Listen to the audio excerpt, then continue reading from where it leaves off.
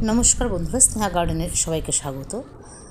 তো ছাদ বাগানে বেশ কিছু শাক চাষ করেছি, একদম বিনামূল্যে, একদম খরচ ছাড়াই মাটি তৈরি করে, সেটা আজকে দেখাচ্ছি।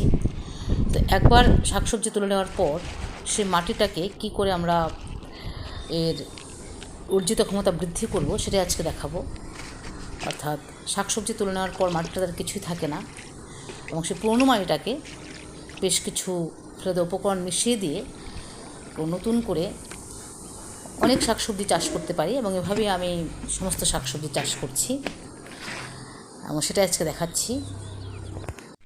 তো নিয়ে এসেছি কিছু ভাতের ফ্যান, চাল ধোয়া জল, ডাল ধোয়া জল সব মেশানো আছে এখানে, আর বালতি ভর্তি করে সবজির খোসা। তো এই যে ঝুড়িগুলো, এগুলোর মধ্যে অনেক শাক হয়েছিল, তো এগুলোতে আবার শাক রোপণ করব। আর এটা হচ্ছে একটা টিন, এটার মধ্যে হলুদ হয়েছিল, তো হলুদের গাছ সমেত শুকনোগুলো আবার রেখে দিয়েছি, এটাকে আবার নতুন করে উর্বর করব। তো ব্রকলি গাছটা তুলে নিচ্ছি, তুলে নিয়ে মাটিটাকে ভালো করে টট করে দেব এবং একটু খুঁড়ে নিচ্ছি। তো মাঝখানে একটু ভালো করে গর্ত করবো, বেশ বড় করে। তারপরে গর্তটার মধ্যে ব্রকলি গাছটাকে ভালো করে টুকরো টুকরো করে কেটে দিয়ে দিয়েছি, শিকড় সমেত। তারপরে এক ব্রকলি সবজির খোসা, এটার মধ্যে অনেক কিছু রয়েছে, আলুর খোসা, পেঁয়াজের খোসা, টমেটো, সজনার খোসা, এগুলো যার থেকে প্রচুর পরিমাণে পুষ্টি পাবে। তার উপরে ভাতের ফ্যান দিয়ে দিচ্ছি, চাল ধোয়া জল, ডাল ধোয়া জল, এগুলো ভালো করে ভিজিয়ে দেবো। তারপর দিয়েছি 2 মুঠো সর্ষের চটি খোল, যেন উর্বরতা অনেক বৃদ্ধি পায়, তাই। তারপর দিয়েছি একটু গোবর সার, শুকনো গোবর সার, তার উপরে একটু মাটি দিয়ে ঢেকে রাখবো ভালো করে। তার উপর দিয়েছি ভাতের ফ্যান, আবার একটু ভিজিয়ে দিচ্ছি ভাতের ফ্যানটা ভালো করে দিই। তো ভাতের ফ্যানটা দিয়ে একটা ঢাকনার সাহায্যে ঢেকে রাখবো। প্রায় 1 মাস পরে এখানে আমরা যে গাছে রোপণ করবো না কেন, সেই গাছটা খুবই ভালো হবে। তো এখন চলে এসেছি ঝুড়িগুলোতে। শাক তুলে নেওয়ার পর বেশ কিছু আগাছা হয়েছে, এগুলো বেশ বেড়েছে, এগুলো আর তুলে ফেলে দেবো না, তুলে এখানেই রেখে দেবো। আমার এটাকে ভালো করে খুঁড়ে নিচ্ছি, কারণ যেন শিকড়গুলো বেরিয়ে আসে।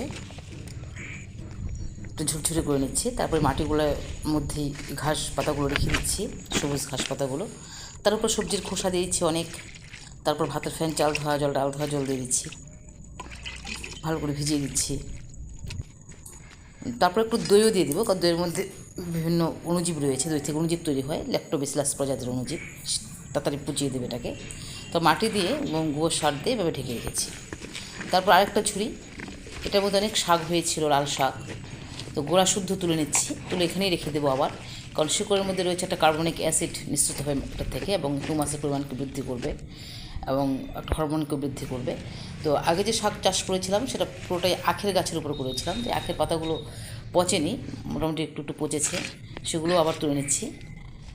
তার উপর সবজির খোসা দিয়ে দিচ্ছি অনেক, দই দিয়ে দিচ্ছি একটু, ভাতের ফ্যান, চাল ধোয়া জল সবই দিয়ে দিচ্ছি এটার মধ্যে, দিয়ে মাটি দিয়ে আবার ঢেকে রাখছি। এর নিচে হলুদ করেছিলাম এটার মধ্যে, নিচের দিকে একটা মাটির স্তর রয়েছে অনেকটাই, এই মাটিটা। তার উপরে হলুদ গাছ এবং চাটের পাতা, শুকনো পাতা দিয়ে রেখেছি। তার উপর দিয়েছি ভাতের ফ্যান, ঢেলে দিচ্ছি সবজির খোসা দিয়ে।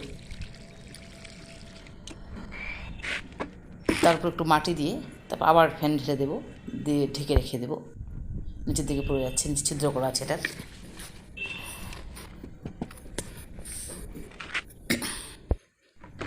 তারপর এটার মধ্যে যে কোনো গাছই বসাতে পারি, ফুল গাছ, ফল গাছ, সবজি গাছ, সব ধরনের গাছই ভালো হয়। তারপর ঢেকে রাখছি। আরও কিছু খাবার তৈরি করা আছে, সেটা দেখাই। এটা ঢাকনা দিয়ে ঢাকা আছে, এটা 1 ক্যারেট খাবার তৈরি হচ্ছে এখানে। এটার মধ্যেও গাছ রোপণ করবো, যে লতানো গাছ, মিষ্টি কুমড়ো, চাল কুমড়ো, যে কোনো গাছে রোপণ করতে পারি। একটু নেড়ে চেড়ে দিচ্ছি, ঢাকনা খুলে দিয়ে মাঝে মধ্যে নেড়ে চেড়ে দিতে হয়।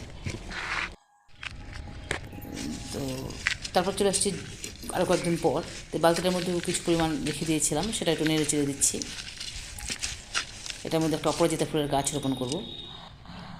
তারপর এই ঝুড়ির খাবারগুলো যেগুলো, এগুলো অনেকটাই পচে গেছে, তো এগুলো একটু কাঠি দিয়ে নেড়ে চেড়ে এর মধ্যে একটু লাল শাকের দানা ছড়িয়ে দেবো। শাকের বীজ।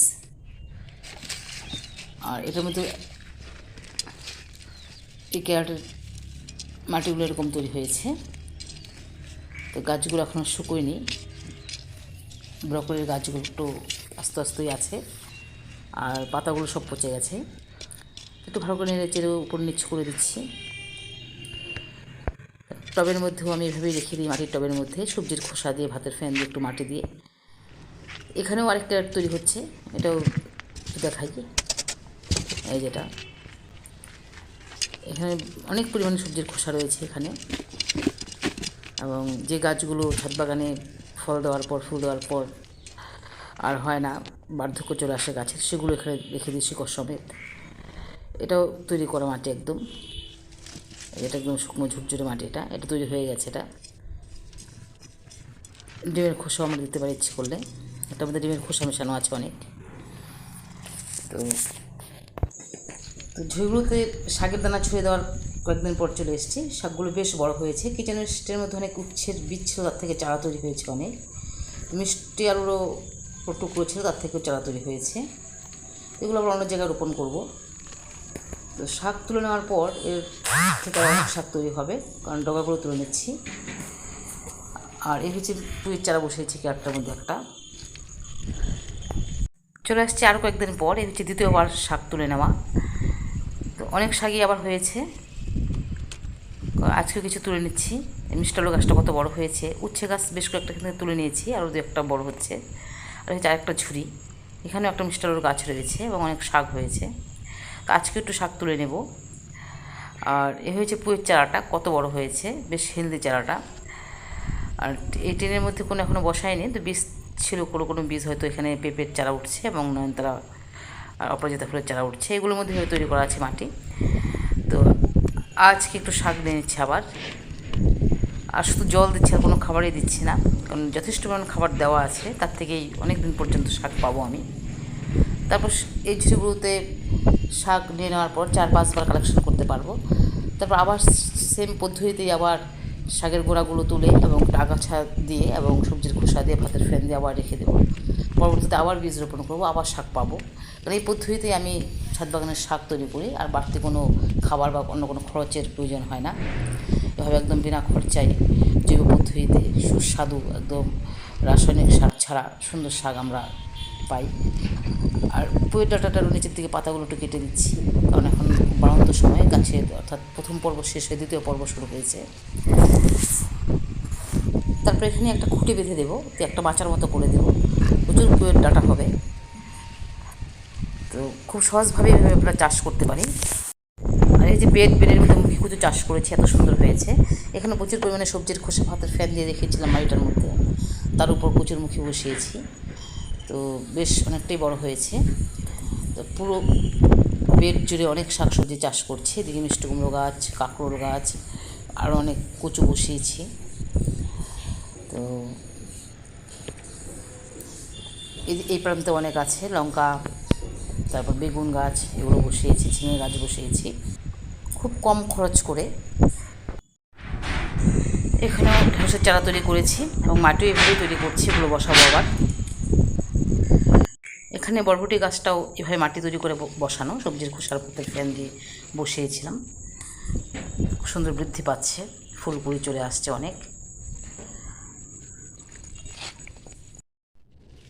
এখানে একটা ঝিঙে গাছ করেছি বস্তার মধ্যে, এভাবেই মাটি তৈরি করে নিয়েছিলাম। কত সুন্দর ঝিঙে হয়েছে, একদম জৈব পদ্ধতিতে, জৈব খাবার খেয়ে এত সুন্দর হয়েছে। এদিকে অনেক লাউ গাছ রয়েছে, সেখান থেকেও ফুল কুড়ি চলে আসছে। সব গাছই আমার এভাবে করা। বস্তার মধ্যেও আমি এভাবে সবজির খোসা ভাতের ফ্যান দিয়ে রেখে দিই, খুব সুন্দর গাছ হয়। এই যে বস্তাগুলো, ক্যারেটগুলো এভাবে তৈরি করেছি। তো এখানে একটা ফুটি গাছ হয়েছে, বস্তার মধ্যে করেছি, ফুল চলে আসছে। এটা ওইভাবেই তৈরি করেছি, সবজির খোসার ভাতের ফ্যান দিয়ে তৈরি করেছি মাটিটা। টবের মধ্যে একটা লঙ্কা গাছ হচ্ছে, বেশ সুন্দর, এটা ওইভাবেই তৈরি করা। তো অনেক গাছ এভাবে করছি। এর ধনেপাতাটাও কিচেন ওয়েস্টের উপর বসানো, অনেক ধনেপাতাই হচ্ছে। তো আজকে বেশ কিছুটা তুলে নেব। তো আজ ভিডিওটা এখানেই রাখছি, দেখা হয় পরবর্তী ভিডিওতে। ততক্ষণ আপনারা ভালো থাকবেন, সুস্থ থাকবেন। আর ভিডিওটা ভালো লাগলে সাবস্ক্রাইব করে পাশে থাকবেন। বেশি করে শেয়ার করবেন এবং ছোটো একটা লাইক করে দেবেন। তো খুব সহজভাবে আমরা ফেলে দেওয়া উপকরণ দিয়েই ছাদ বাগানে সুন্দর বাগান আমরা করতে পারি জৈব পদ্ধতিতে। আর অনেক খাবার তৈরি আছে, সবটাই দেখাবো। তো এখানে অনেক ধরনের খাবার তৈরি হচ্ছে। নীলাভ সবুজ শৈবাল, জীবাণু সার, তারপর ফিশমেল বা মিন সার, সর্ষের খোল ভেজানো, ঘুঁটে ভেজানো, এবং ভাতেরও একটা হিউমিক অ্যাসিডযুক্ত খাবার। অনেক খাবার